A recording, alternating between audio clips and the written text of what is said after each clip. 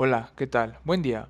De parte de la Universidad del Valle de México, voy a presentarles una investigación acerca de la cultura empresarial de México y Alemania, así como una comparación de México y Alemania en términos laborales.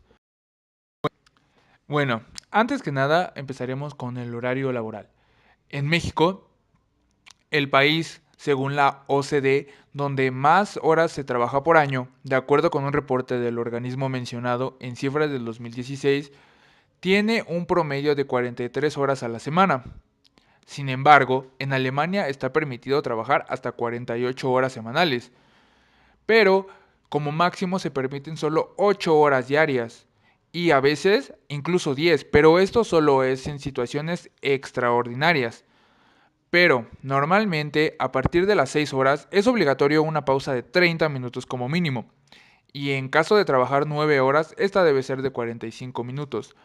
Estas son algunas regulaciones que México carece y debería fomentar este tipo de descansos. El segundo aspecto a tratar es la normativa laboral. En México, las relaciones laborales son reguladas por diversos ordenamientos jurídicos.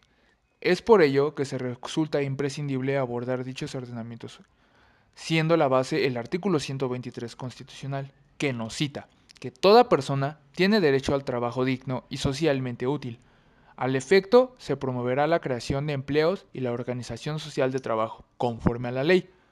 Mientras que en Alemania, este país tiene uno de los mercados laborales más regulados del mundo y su único deber y meta es proteger los derechos básicos de todos los empleados, tales como las vacaciones, la paga por baja médica, recibir información acerca del empleo, poder elegir trabajar a tiempo parcial o completo y baja por maternidad o paternidad y protección laboral relacionada. Mencionado esto, considero yo que México debería reestructurar su normativa laboral para que, como Alemania, se interese más en los derechos básicos de sus trabajadores y su ley laboral diseñada para proteger tales empleados. Por último tema, tocaremos el salario mínimo. En México, de acuerdo con el artículo 90 de la Ley Federal del Trabajo, el salario mínimo es la cantidad menor que un trabajador recibe por sus servicios prestados en una jornada laboral y que según el CONASAMI es de 88.36 pesos en su último cálculo en diciembre del año pasado. Y mientras en Alemania los trabajadores tienen un sueldo mínimo de 8.85 euros brutos por hora desde enero del año pasado. Y en caso de que no se cumpla esta normativa, el trabajador tiene derecho a reclamar a su empresa o patrón el sueldo que le corresponde. Y si no se le paga, tendrá problemas. Y por último, cabe mencionar que en Alemania los 8.85 euros se pagan por hora y que en México los 88.36 pesos se pagan por la jornada laboral completa. Esto, en resumen, es un contraste demasiado llamativo y puede generar y reflejar un, una vista de la economía interna de ambos países. Y mientras estamos a la vuelta de la entrada de la nueva administración, cabe destacar que el presidente electo Andrés Manuel López Obrador y con su secretaria de Economía Gabriela Márquez Colín, a partir del 1 de enero del 2019, el salario mínimo en la frontera norte subiría el doble, es decir, llegaría a los 176.72 pesos. Esto genera algo de incertidumbre, ya que no sabemos si precisamente llegará a esa cifra exacta.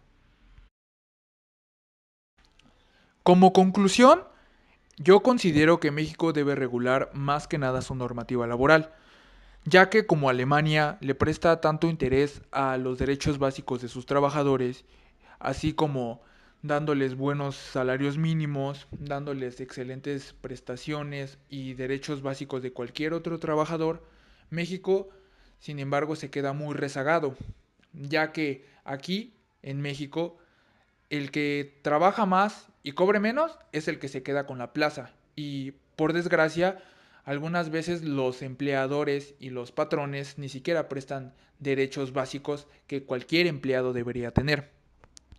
Y que algo más me llamó la atención es que, como mencioné anteriormente en el salario mínimo, el presidente electo Andrés Manuel López Obrador prometió que el sueldo mínimo llegaría a los 176.72 pesos, pero en la frontera norte. Mi cuestión aquí es, ¿qué pasará con los estados restantes?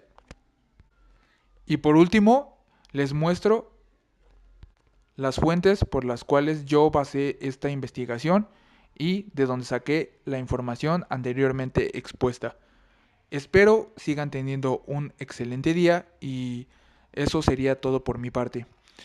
Me despido, soy David Cruz Saldivar y de parte de la Universidad del Valle de México les deseo un excelente día.